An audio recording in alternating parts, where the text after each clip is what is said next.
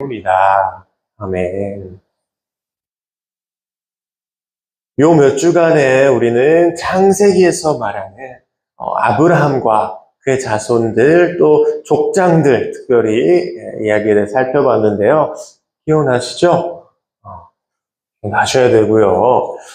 하나님의 약속을 비록 자기 뜻대로 이렇게 좀 이렇게 주물러 보려고 하는 경우도 많긴 하지만 꼭 그들의 그런 모습이 또 남들이 보기엔 조금 불편할 수 있을 정도로 좀 심각하게 잘못된 면들도 비록 있긴 했지만 그럼에도 불구하고 그들을 통하여서 이를 이루시기로 약속하신 하나님과 굳이 그들을 통해서 그를 이루어 가시는 하나님의 모습이 담겨있는 책이 창세기다. 이런 식으로 정리를 좀 해봤었고요.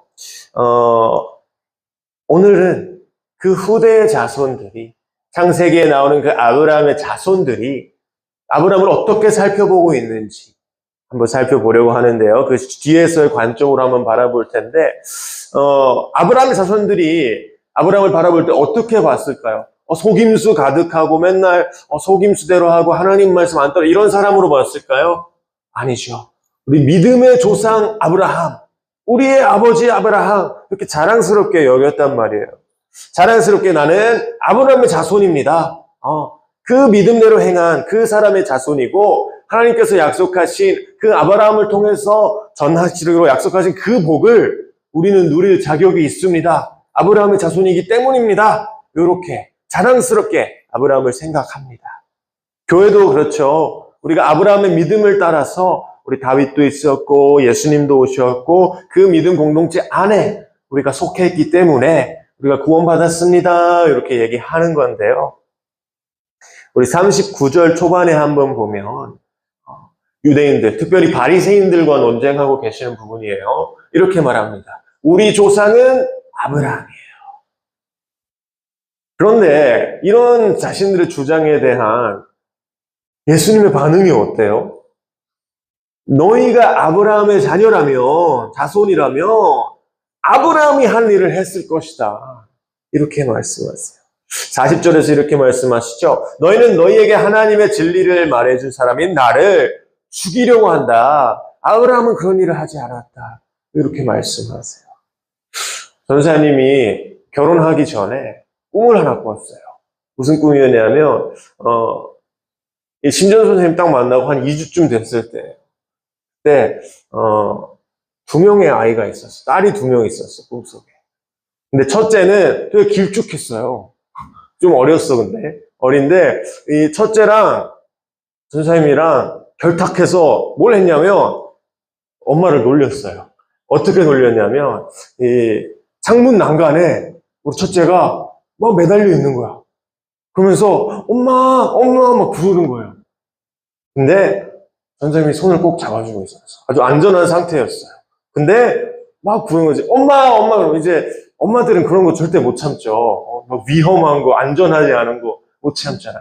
근데 아빠들은 안전에 대한 개념이 좀 없어가지고, 좀 무모한 짓을 좀 하기도 하는데, 그런 꿈을 꿨어요. 그러고 나서, 우리 2주 만에 그 꿈 얘기를 하면서 이제 3개월 뒤에 결혼했다는 그 스토리는 다 알고 계실 텐데, 저번 수요일 밤인가?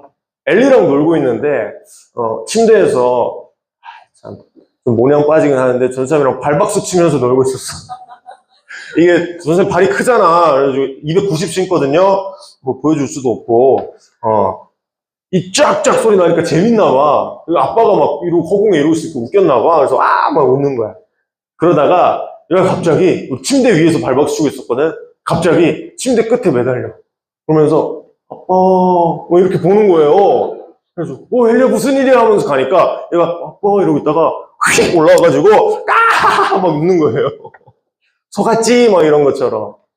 그러면서 이 떠오른 게 있어. 그 첫째 아이가 얘인가?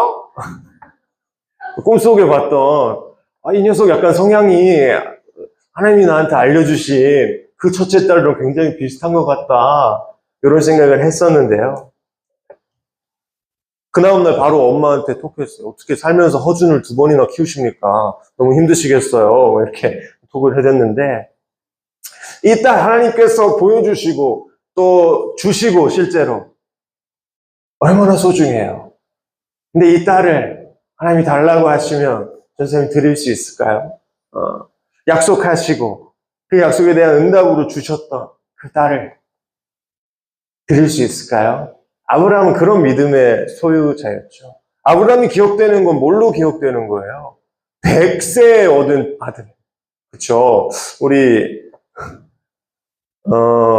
전고등부에도 늦둥이들이 좀 있는데 뭐 여기도 한 명 있고 저기도 한 명 있고 뭐 여러 명 있는데요. 아무리 그래봤자 너희 아버님이 너희 가졌을 때 한 40살쯤 되셨을 거야. 늦둥이 맞죠? 50대 때 나온 분은 없죠. 아브라함은 100세 때 아들을 얻었어요. 그럼 이게 무슨 의미겠어? 이거를 달라고 하신 분도 이상하고 달란다고 드리는 분도 이상한 거예요. 100년 동안 이 어떤 그 감정의 단계들이 있잖아요. 막 그 뭐지? 막 분노, 뭐 있는데 심리학에서 뭐 디나이하고 뭐 분노하고 그러다 결국에 수용하는 내가 이렇게 됐구나 하면서 나는 아들을 얻을 수 없겠구나. 이런 단계에 있었을 텐데 그 단계에서 이제 아들을 딱 주시고는 한 너희네 나이까지 아들을 키우게 하신 다음에 바치라고 명령하셨던 그 하나님의 말씀.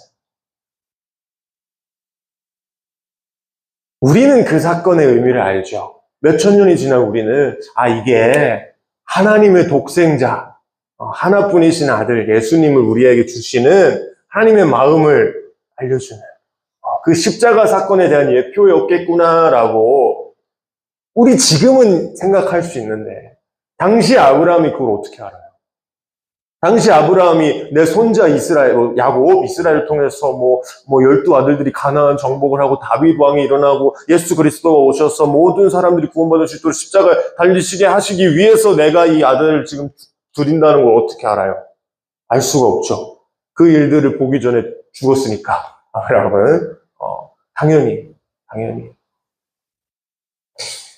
세상엔 여러 일들이 많이 참 있어요. 전사님도 왜 내가 영국에 안 살고 한국에 왔는지 모르겠는데 지금 여기서 친구들 만나고 보니까 너네 보려고 온 것 같아. 사랑해? 네. 아브라함도요. 하나님 명령을 두고 치열하게 고민했을 거야. 지금까지 자기의 방법을 좀 섞고 하나님 말씀을 알고 그것을 이루기 위해서 내 방법을 여러 가지 섞어서 사용했었어요. 뭐 이렇게 왕들을 저번 주에 살펴봤듯이 왕들을 속인 사건도 있었고 또 사실 처음에는 아들이 없으니까 좀 제일 그렇다 그때 당시 문화에는 그렇게 했었어요. 아들이 없으면 내 종 중에서 한 명을 해가지고 뭐 기업을 물려주고 이렇게 했는데 그거 하나님 아니라고 하셨어.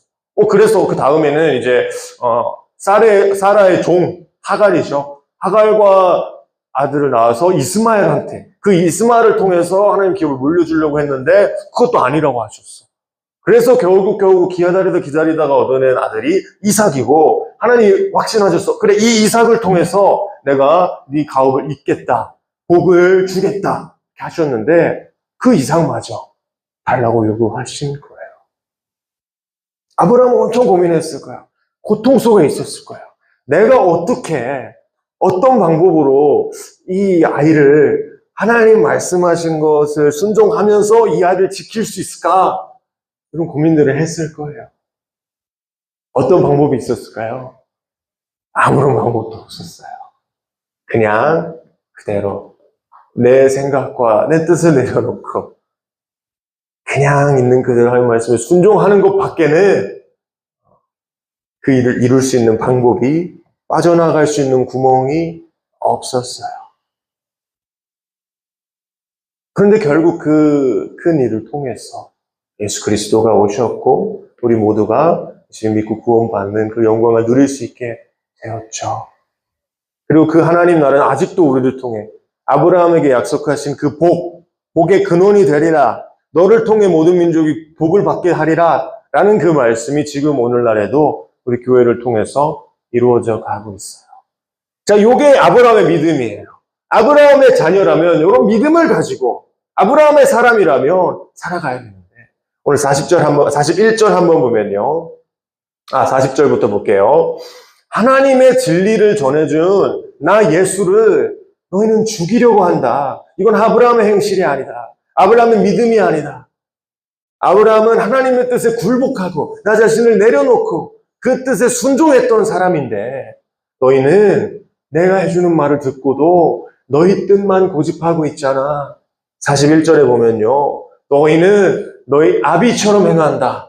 나중에 나오겠지만 바리새인들은 내가 아브라함의 자손이고 하나님의 아들이라 이렇게 고백하는데 예수님께서 44절에서 뭐라고 하세요? 한번 44절 다 같이 읽어볼까요? 너희 아비의 자식이다 하셨는데 어떤 아비를 두고 말씀하신 거예요? 다 같이 읽어볼게요. 시작! 너희는 너희 아비인 악마에게서 났으며 또 그 아비의 욕망대로 하려고 한다. 그는 처음부터 살인자였다. 또 그는 진리 편에 있지 않다. 그것은 그 속에 진리가 없기 때문이다. 그가 거짓말을 할 때에는 본성에서 그렇게 하는 것이다. 그는 거짓말쟁이이며 거짓의 아비이기 때문이다. 우리가 베드로가 했던 말을 기억날 수 있어요. 예수님이 베드로한테 내가 십자가에 달려야 돼. 내가 한번 죽어야 돼. 죽고 다시 일어나야지. 부활해야지. 하나님의 영광이 임할 거야. 이렇게 말하니까 베드로가 뭐라 그래요? 주님 절대로 그런 일이 있어서 안 됩니다. 주님 절대로 우리가 주님을 떠나보낼 수 없습니다. 죽이심 당하시면 절대 안 됩니다. 이렇게 말하니까 유명한 구절이죠. 뭐라고 하셨어요, 예수님이? Get behind me, Satan. 이거는 영어고요. 사탄아, 물러가라. 진리의 편에 서지 않은 사람은요, 하나님의 그 뜻에 속해 있지 않은 사람들은요, 사탄의 아들이고 살인자인 거고 거짓말쟁이인 거예요. 그 진리의 반대편에 있는 건 거짓말쟁이고 하나님이 이렇게 이루실 거다라고 하나님이 선포하셨는데 그 일에 대하여 아닙니다. 그러실 수 없습니다. 라고 하는 것은 사탄의 편에 서는 것이죠. 오늘 예수님은 자기를 죽이려고 논쟁하고 있는 이 바리새인들에게 너희는 아브라함의 자손이 아니라 사탄의 자녀야 라고 말씀해 주고 계신 거예요. 너희가 정말 하나님께 속한 사람이라면 우리 42절 볼게요. 너희가 나를 사랑할 것이다. 내가 하나님으로부터 왔다는 것을 너희가 모를 리가 없다. 너희가 나를 거절하는 것은 너희가 사탄의 자녀라는 것을 증명하는 일일 뿐이다. 이렇게 말씀하시는 거죠. 우리는 어떤가요? 우리는 성경에 나오는 그 말씀 그대로 순종하면서 잘 살아가고 있나요? 우리 아마 교회 다녀본 사람들 중에 원수를 사랑하는 말을 모르는 사람이 없을 거야. 그쵸? 들어본 적 없는 사람 없어. 다 한 번씩 들어봤어요. 안 믿는 사람도 이건 알아. 아, 예수라는 인물이 원수까지 사랑하라고 했구나. 요건 알아요. 근데 문제는 뭐냐면 내가 이걸 알기 때문에 괜찮다고 생각해요. 아니까 아무도 원수를 사랑하기 위한 어떤 노력도 하지 않으면서 내가 그 말씀의 존재를 알고 있고 그 존재가 선한 것이고 그리고 또 그런 말씀을 선포하는 교회에 속해 있으니까 나는 괜찮다. 이렇게 생각한다. 원수 사랑뿐이겠어요. 많은 성경의 내용들에 대해서 우리는 그런 좋은 말씀을 나누는 교회에 나는 다니지까지 멈춰 있다고.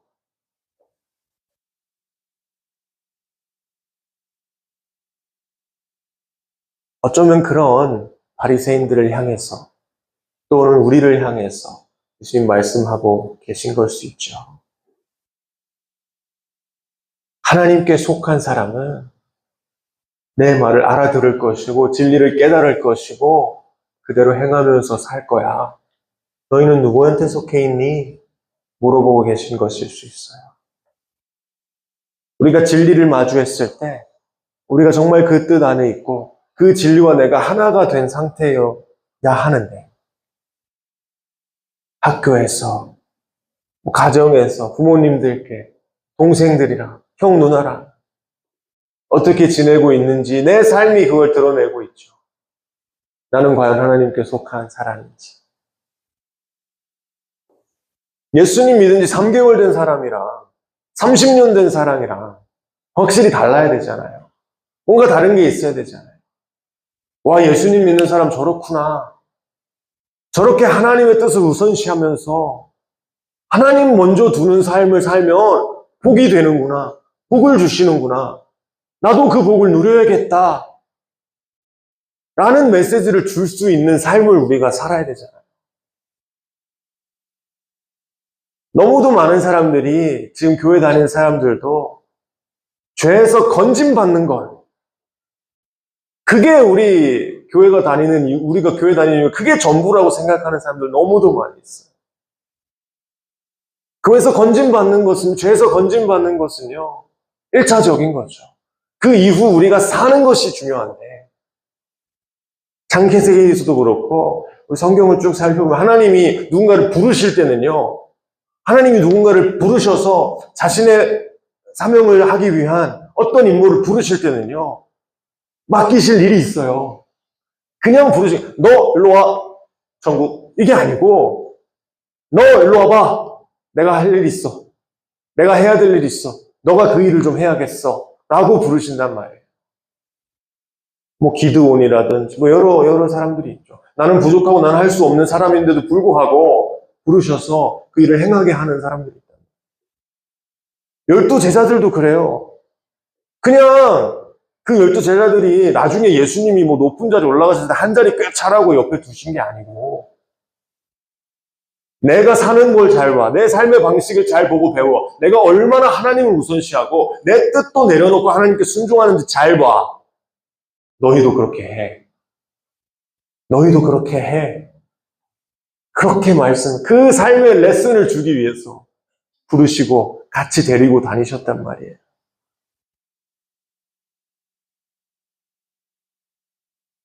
우리는 어떤가요? 우리는 세상에 어떤 영향력을 미치면서 살아가고 있나요? 아니면 그저 세상에 속한 사람들과 다름없는, 그들과 별반 다르지 않는 삶을 살아가고 있나요? 더 오랜 기간, 더 깊이 진리를 묵상할수록 우리 삶에 변화가 생겨야 되는데, 아직 그 건짐받은 단계에 머무르는 사람들이 또 거기에 만족하고 그거면 충분하다고 생각하는 사람들이 많이 있어요. 저는 교회가 잘못하는 거죠. 잘 가르쳐야 되는데.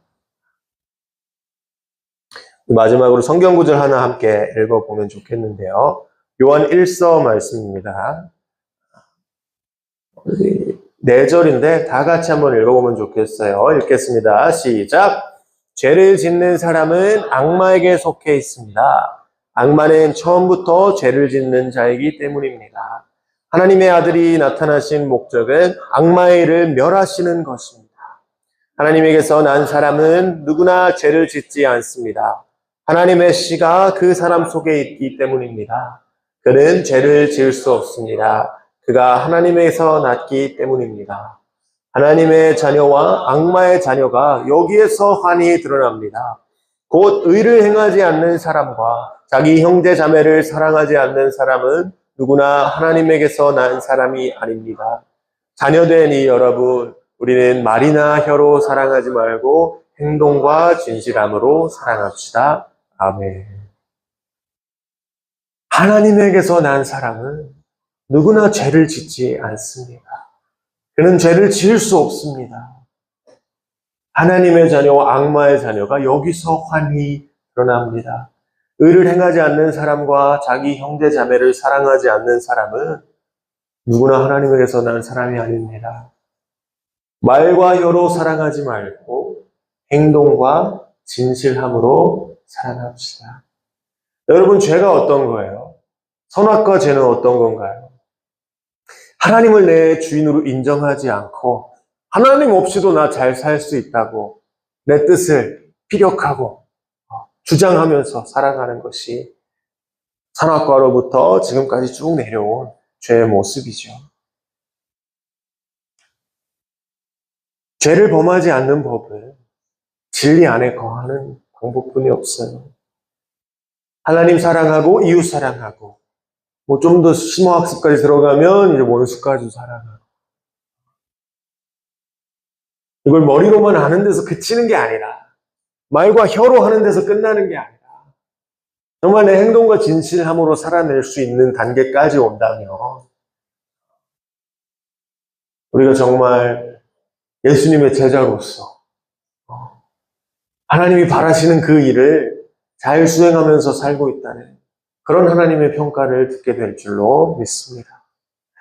우리 부모님이 새벽기도 다니신다고 내 신앙이 좋아지는 거 아니잖아요. 우리 이제 중고등학생쯤 되면 사실 사춘기도 지나고 이제 독립할 시기를 막 그러면서 부모님과 다툼도 생기고 이런 상황이 되는 건데 독립 좋아. 내 뜻대로 하는 거 좋아. 근데 네가 하는 모든 일들에 대한 책임을 너 혼자 져야 된다고. 그게 독립이에요. 이제 그런 단계에 점점 다가가는 친구들이 있는데요. 신앙도 똑같아요. 부모님 그늘 아래서, 목사님, 전도사님 그늘 아래서, 우리 선생님들 그늘 아래서 내 신앙 괜찮아. 나 잘 살고 있어. 이렇게 생각할 게 아니라 정말 나 자신을 잘 돌아봐. 영국에서는 만 18세 이상 되면 집에서 살잖아요. 부모님 집에서. 부모님이 집세 내라 그래.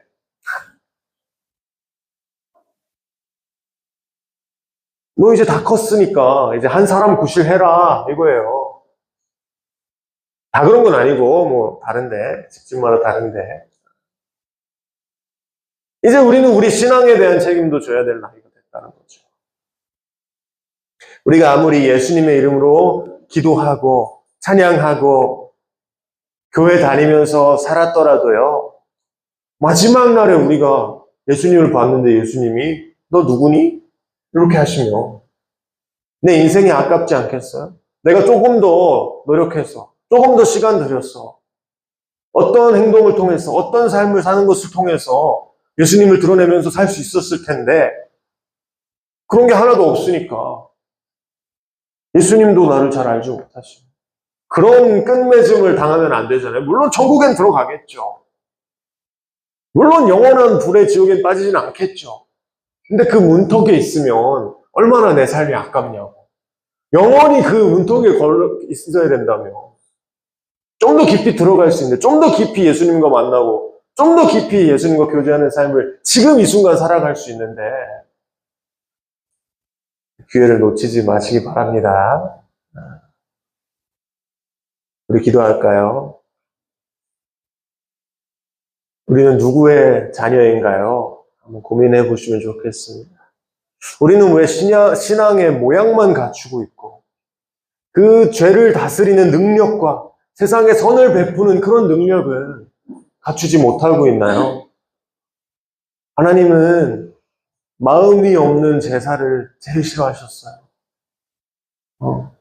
형식만 갖추고 재물만 불살라 드리면서 내 삶은 악을 행하고 있고 공정하지 못한 삶을 살고 있고 이걸 얼마나 비판하시는지 몰라요. 하나님께서 내 마음을 한번 잘 돌아보시기 바랍니다. 혹시 내가 드리는 예배가 형식만 남은 예배는 아닐지 내가 정말 마음을 다해 주님 앞에 나오고 있다면 마음과 마음으로 주님과 교제하고 있다면 내 삶이 어떻게 이룰 수 있을까? 한번 고민해 보시기 바랍니다. 그렇게 우리가 죄에 맞서고자 하는 의지와 선을 행하고자 하는 그 의지를 가지고 세상 살아갈 수 있도록 도움 달라고 하나님과 교제하며 기도하는 시간 잠시 갖도록 하겠습니다. 기도하겠습니다. 하나님 아버지, 저희는 하나님의 자녀가 되기 원합니다. 이미 주님께서 그렇게 선포하여 주셨고 주님 안에 저희가 믿음 가지고 살아갈 때 하나님의 자녀로서 이 세상을 살아가는 줄로 믿습니다. 그러나 아버지, 저희는 하나님의 자녀임에도 불구하고 때로는 악마의 자녀인 것처럼 행동하기도 합니다. 그런 행동들을 저희가 돌아보기 원합니다. 세상의 화평을 전하고 또 주님의 복을 전하고 제 뜻을 살아가는 것이 하나님을 우선순위로 두고 살아가는 것이 얼마나 귀하고 깊은 일인지 저희가 깨닫지 못하고 영원한 가치가 있는 것인지 깨닫지 못하고 지금 한순간을 위해서 지금 당장 내가 좋기 위해서 악마의 뜻을 따라서 악마의 자녀처럼 살아가는 저희 모습을 주여 회개하기 원합니다. 돌아보기 원합니다. 저희가 거기에서 끝나는 것이 아니라 문턱에서 끝나는 것이 아니라 정말 깊은 곳까지 하나님과 교제하며 주님을 알아가는 것에 저희 삶을 모두 전부 내어드리는 주님께 헌신된 자들로서 주여 저희 삶을 마감하기 원합니다. 그 자리에 이르기까지 주님께서 함께하여 주시고 그 여정에 주님 주님 함께하여 주시옵소서. 이끌어 주시옵소서. 하나님 아버지, 저희는 의롭다 칭하심을 여겨 의로운 존재로 하나님께 인정받았습니다. 그러나 아버지, 저희가 거기에서 끝나는 삶을 너무도 추구하며 살아갑니다. 더욱더 성화의 과정을 거쳐서 선한 사람으로, 주님 닮을 사람으로 저희가 변하여 가야 하지만 그 과정을 걷지 못하고 하나님의 자녀답게 살지 못하고 악마의 자녀처럼 행하는 사실들이 너무도 우리 삶 속에 녹아 있습니다. 저희가 그런 모습들을 회개하기 원합니다. 주님과 교제하며 하나 되는 사람들 되기 원합니다. 하나님의 사랑을 저희가 먼저 입고 누리며 그 사랑을 전하는 것을 통하여 아브라함에게 약속하셨던 그 복의 근원이 되리라고 하셨던 말씀, 복의 통로가 되리라고 하셨던 그 말씀을 저희가 저희 삶 속에서 잘 이루며 살아가는 자들로 성장하도록 주님께서 모든 과정마다 발걸음마다 인도하여 주시옵소서. 예수 그리스도의 이름으로 기도드렸습니다. 아멘.